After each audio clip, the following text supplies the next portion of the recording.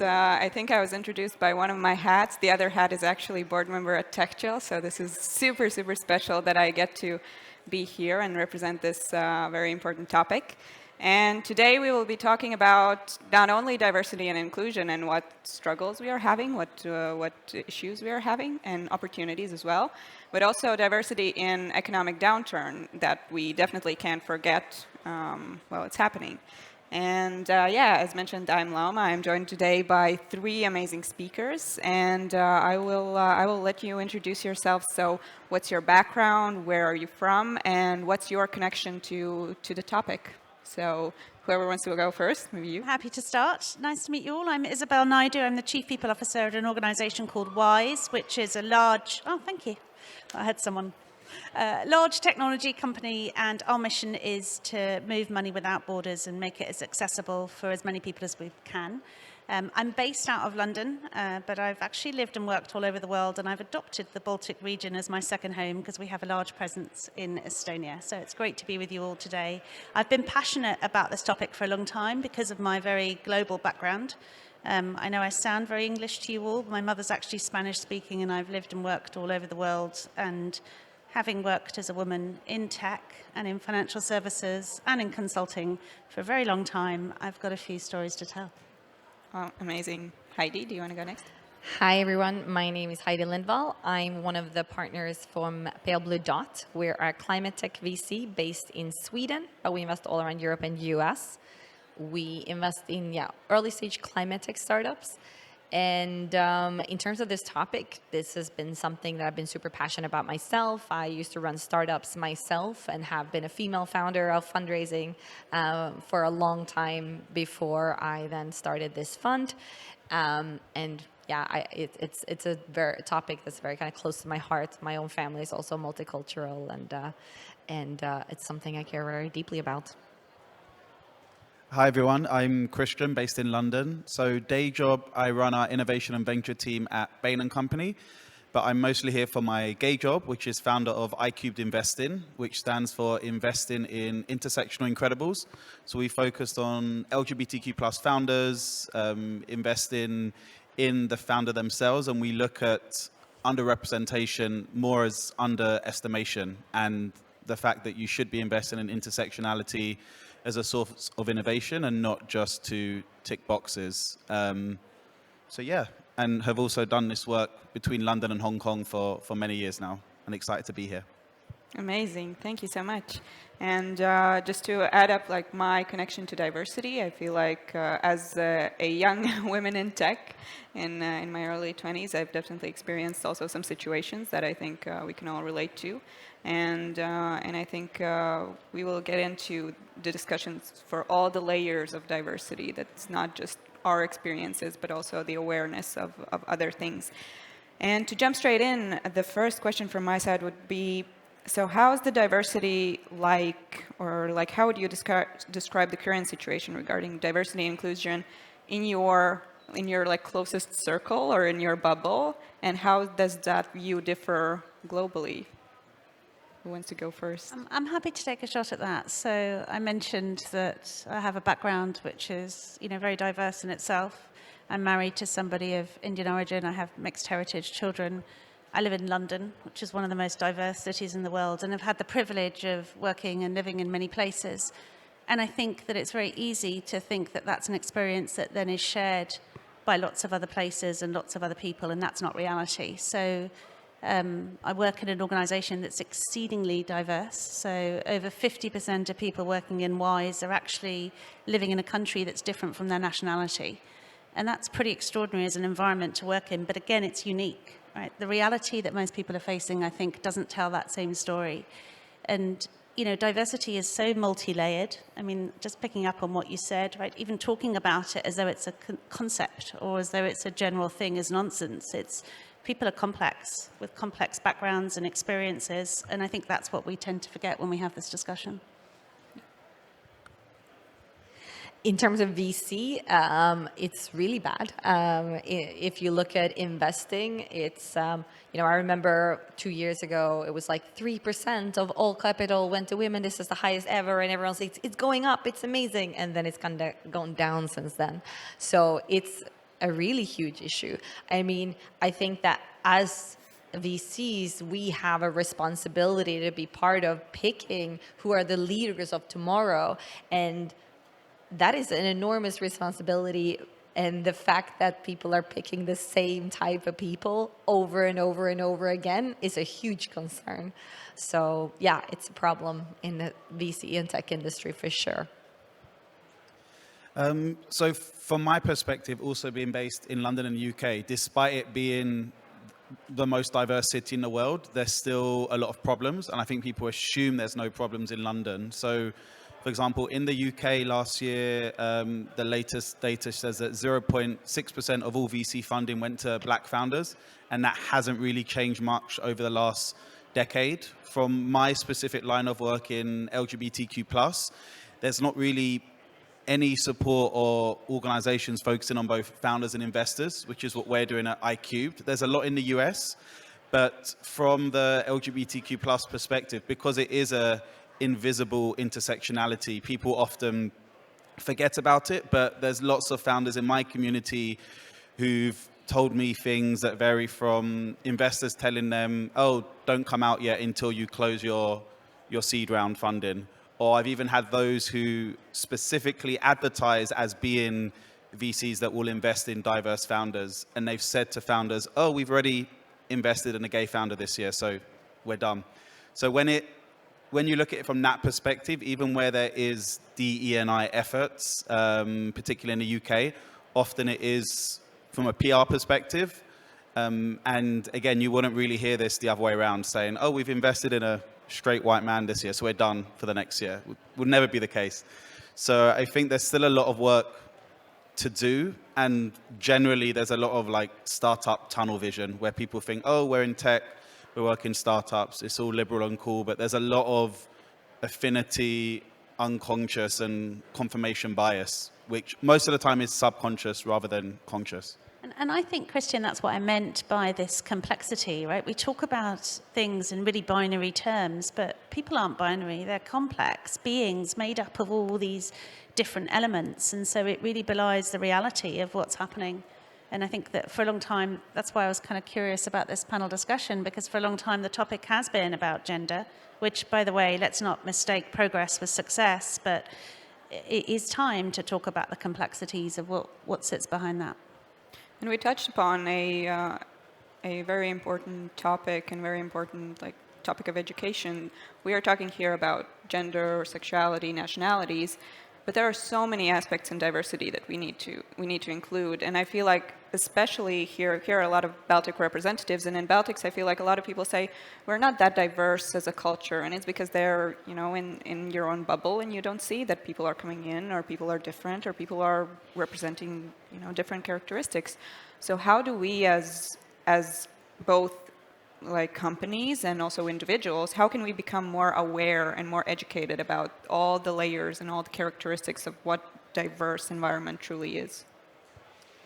I'm happy to kick off on that because, not to be controversial, I think the word diversity is bullshit and doesn't mean anything anymore, which is part of the problem. People just throw it around like sustainable and digital. But for me, there's three key words that companies and VCs and founders need to talk about more. The first, which is in my company's name, intersectionality, which for those who don't know what it means, it's when you have two or more historically or currently marginalized identities that conflate the barriers you face in life. So being black and gay, or female and an immigrant.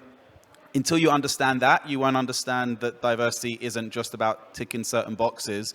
The second one is equity. And to your point previously about maybe being in the Baltics and people saying, oh, there's not much diversity. I think the hardest hidden one is actually socioeconomic background. And when you even look at the rise of female and black-led VCs, you're like, oh, that's great. And then you do some research into the background and it's like privately educated, very well-off parents. So equity is the other one. And I think the last one is empowerment, and not just looking at VC as a way to get short returns, but saying you can actually economically empower these communities and see it as a path forward. So until you understand intersectionality, equity, and empowerment, it will just be like another buzzword you can throw around and greenwash and pinkwash your way through it. Yeah, and I think also, just on a really practical level, like we all live in our little bubbles of our own experience. So as an individual, it takes an effort to reach out to understand someone else's experience. My favorite song in the world is an old protest song called Walk a Mile in My Shoes, which I think is one to live by. So being really proactive about trying to just reach out and understand other people's experiences. And similarly, as an organization, as a company, at the end of the day, if you want to sell a global product or you want to develop a global offering, you're going to have a workforce that represents a broad range, to not use diverse, a broad range of people's interests, preferences, and experiences in there. So it's impossible to ignore, actually. But it does take an effort. I think that's reality. Mm-hmm. Anything to add, Heidi? No, I think they're great points, and I think it's 100% true that we should go beyond, and I like those words. I think they're great, and we should all be kind of integrating them. And then I really think we need so much more education as well on what can actually be done and how do you set up these measures. And I think some funds are doing amazing on this. We ourselves are we're trying to educate ourselves. We went through the diversity VC standard to try to understand what there is. We're doing training all the time, but yet I feel like we're so at the beginning of the journey, and especially actually in the Nordics, it's so much about gender still. I was in London for 12 years before moving to Sweden, and I actually was surprised, and then they said, oh, you're not actually allowed to ask for people's nationalities, and you're not allowed to do this, and there's all these legal restrictions as well, and I think very basic things, we're still trying to figure out how to do them. But yeah, I think there's both. There's definitely will missing as well. 100% people aren't doing enough. And if we go to the topic in terms of an economic downturn, it's taking even more of a hit because everyone's like, oh, but now we have to focus on other things. And somehow that's on the back burner. But yeah, I would myself love to hear more about what we can be doing. And obviously super happy to share what we're doing, but also want to hear more what others are doing. And it's so interesting you say that, like sort of that idea of don't say the wrong thing or don't ask the question. I think it inhibits curiosity and it inhibits best practice sharing or at least storytelling, which can be so informative. And so we're almost making it harder for people to understand shared experiences by bringing in fear to that conversation of some sort, which is such a pity. Yeah, 100%. We did this training last year with our team, with Equality Group, who are doing great trainings in this, about just terms to use and just really openly having it with the team. And we realized how complex it is just knowing what are the right terms to say and how many people are just like, oh, I care, but I don't want to be in the conversation because I don't want to offend anyone, because I don't want to use the wrong term. And I think it's really sad. We have to step into the ring and actually be willing to be told, actually, that's not really a term we should be using. Actually, there are better ways of doing that. And you have to be vulnerable and say, oh, shit, like we don't know how to do it, because otherwise you're never going to do anything. The fear of getting the term wrong shouldn't override the fear of understanding, which is often the case. Yeah. I think that it's also for a lot of companies, it's this difficult question to answer. Either they are asking your characteristics, your gender, and so on, and then the applicants may think, I don't want to say this, but then from the other side, like, how can a company say that we have a diverse environment, right? But then you are putting people in boxes. So I think it's still a difficult task to do, but companies just being educated about what the environment is, what they can do, and how can they make, I would say, not only diverse and inclusive environment, but simply healthy environment for employees to grow, right? But I think that's also why so much dialogue is centered around gender traditionally, because as we all know, you get what you measure.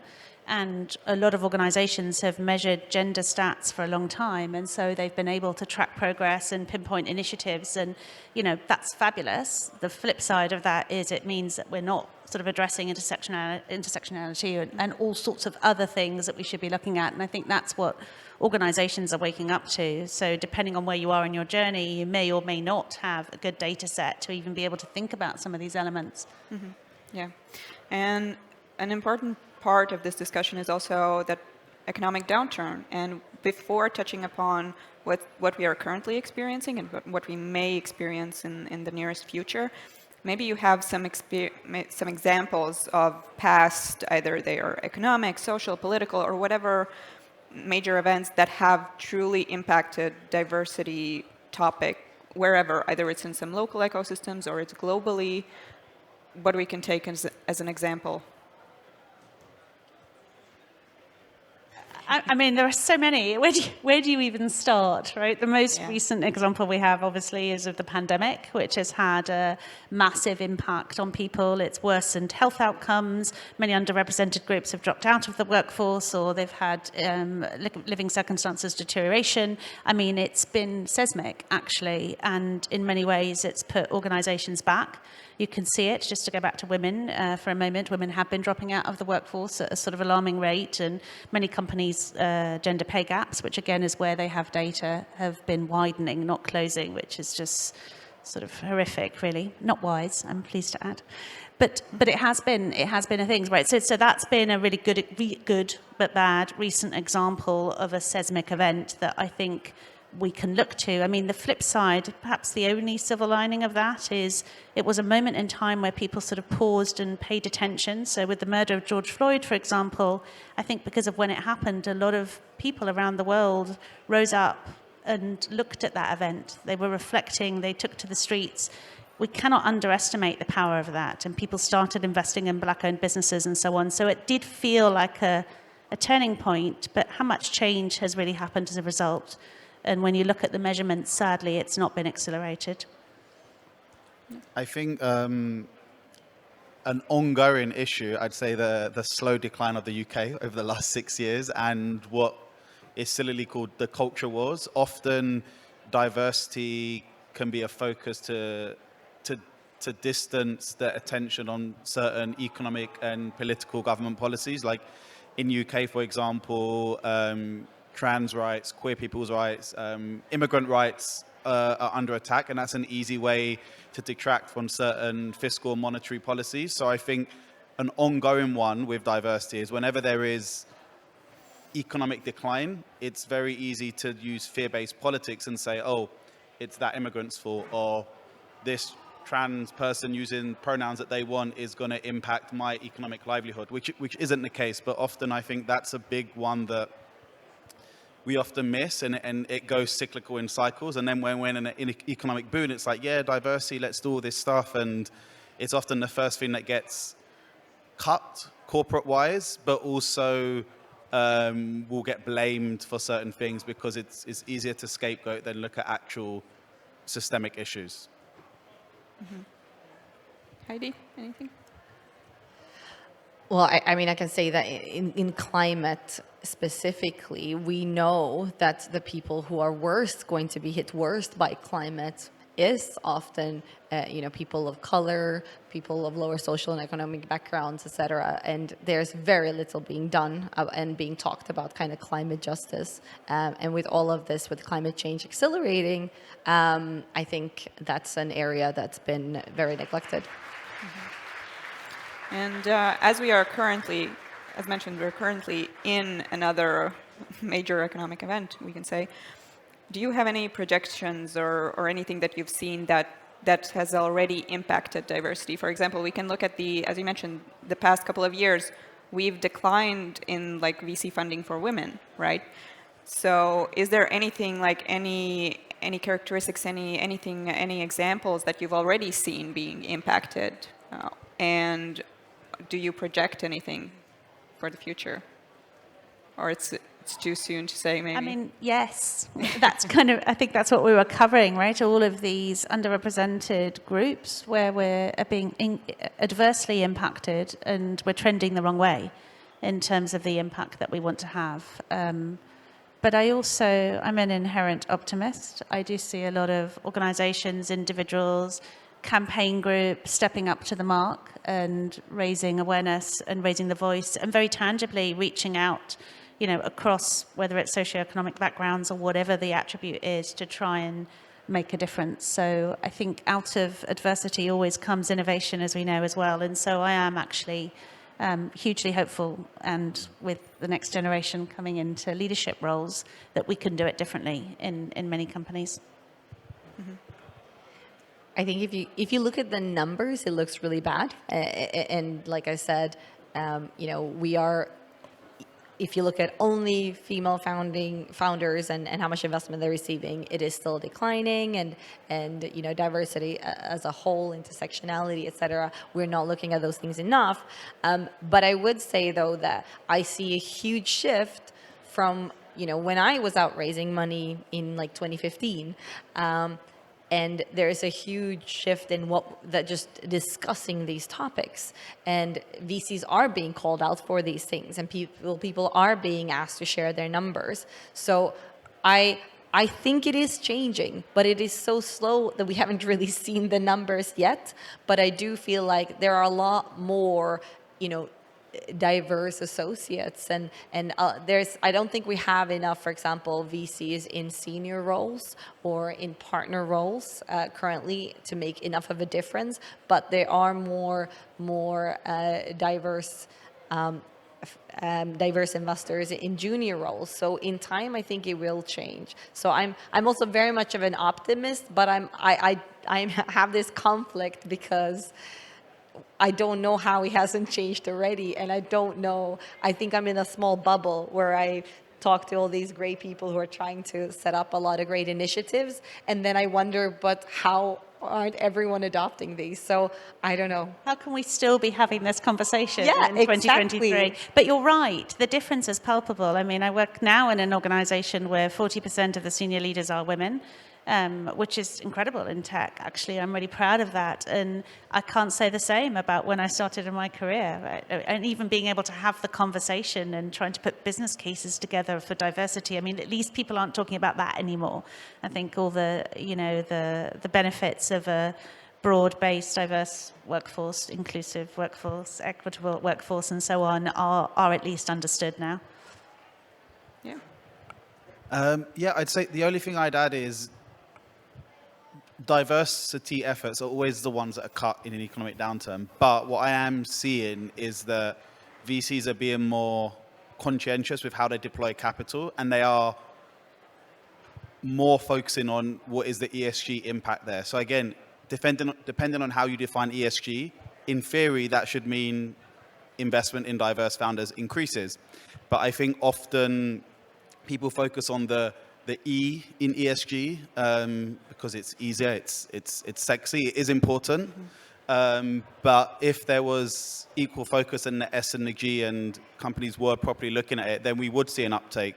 But building on your point, in a downturn, you want entrepreneurs who are resilient, who are gritty, and like, what's better than intersectional founders who have gone through their whole life navigating multiple identities or trying to fit into rooms that don't look like them. Like, this is the time really you should be investing in those founders, because their life experiences just make them a solid bet, and they get capital so much less than others that the money you do give them, they're going to be very careful with it, and they won't come from a privileged background and just want to gamble with other people's money because that's how it's usually done. So yeah, with that ESG angle and actually thinking about the type of like characteristics, non-identity wise, but like traits that you want in founders, I think it's a good opportunity to invest in them. And I think that I completely agree also with the thing that it's insane that we are still like in 2023 and we at every single event we have these diversity talks, and it's like, why are we even having these? It's like common sense pretty much that we need diverse teams, we need diverse diversity improvements, but at the same time we are looking at several different bubbles and several different ecosystems. For example, here in Latvia as well, I would say we are doing pretty good at diversity. Okay, we don't have as many female founders or the funding is connected, but we have an organization that probably everyone here has heard, the Riga Tech Girls, and they are converting so many women into tech. And we live in this bubble where everything is going good, and we are doing so much, we are progressive and stuff, but we don't oftentimes, I feel like, connect that we have to collectively improve the global situation, because we can't ignore that, okay, we are growing, but other ecosystems are not. So I think it's a really good point, and I would say that as long as there's a problem, we need to talk about it. So that's why we're here, that's why we're talking about it, right? And on this note, I think that people oftentimes reflect or connect to very practical advices. So how can we actually make a change? So the question would be, how me as a company representative, regardless of role or regardless of everything, what's one thing that I can do in my daily life to actually improve diversity around me? And as a personal, like as an individual, what can I do regardless of any external circumstances, economic downturn or where I'm from or whatever, what I can do? So basically as a professional and as an individual, some practical advice. So I'll take the professional one first. So from a VC perspective, a few very simple things. So firstly, on your investment committee, who's on there? If it's all like straight white men, then diversify that. And maybe if you don't have those employees, bring in like strategic partners or advisors to your deal flow meetings when you're making those decisions who can empathize with those communities. The second one, and I hear this often, is like, oh, top of funnel, we don't have many diverse founders applying. Then actively go to those communities. There's like many organizations, like you mentioned, across Europe working with these different communities. So actually going there at the early stage and encouraging them to apply and encouraging them to explore entrepreneurship is the only way we're going to change things. And on a personal level, I think a very simple one is like, sounds cheesy, ask questions and make friends. Because if you look at this community as like, like a CSR box. You're like, okay, I've spoken to them now. I understand everything. I'm going to take it away. No, actually, like empathize and build relationships.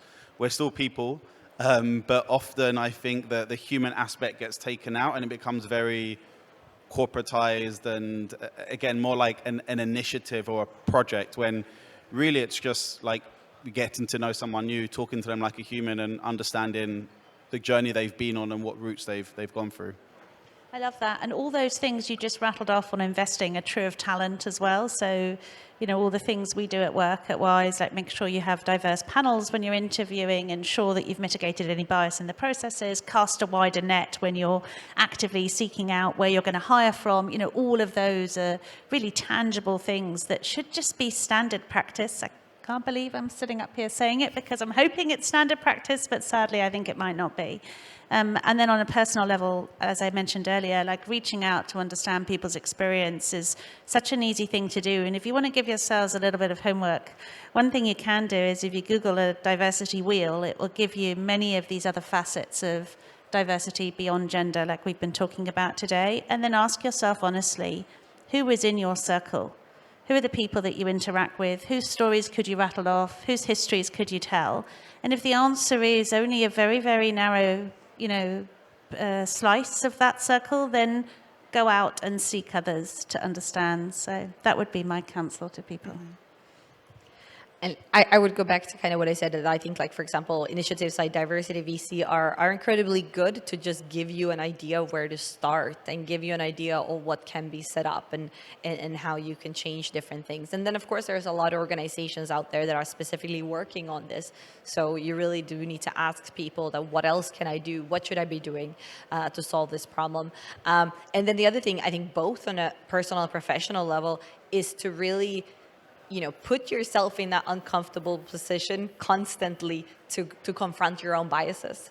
And, like I said, we did this workshop in this where we did a lot of tests, and then we just talked a lot about what biases we have, and just be really vulnerable, because the more you understand about your biases, then the more you'll know what you can put in place to try to confront those. And I think everyone's like, oh no, but I care, I don't have any biases. But we do, and we all do, and we have to be honest about it, because you can't take a step to start working towards removing those unless you start confronting them yourself and you really start educating your things on this, and like I said, having these open conversations about your biases.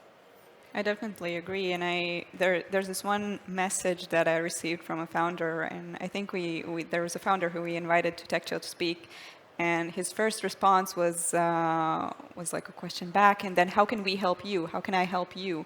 And I feel like that's the true form of looking at diversity in its full scope. So how can I help people who are around me? How can I make my circle more healthy and more happy and more successful, because I think if we grow as a society, we grow as ourselves, and we will have that, diverse and inclusive environment. And yeah, I really hope that everyone who's here will pick these tips up and be more aware. And just I feel like TechChill is a great example of, you can look around, people who are here. We have so many countries represented, so many founders, so many people here, so many interesting people here with different backgrounds. So just go around, meet people, connect with people, and try to figure out how can you help first. And I feel like when you will do that, you will definitely get so much back. So yeah, thank you so much for joining me on this panel today. Thank you, TechChill, for hosting this. And yeah, it was great to have you. Thank you. Thank you. Thank you.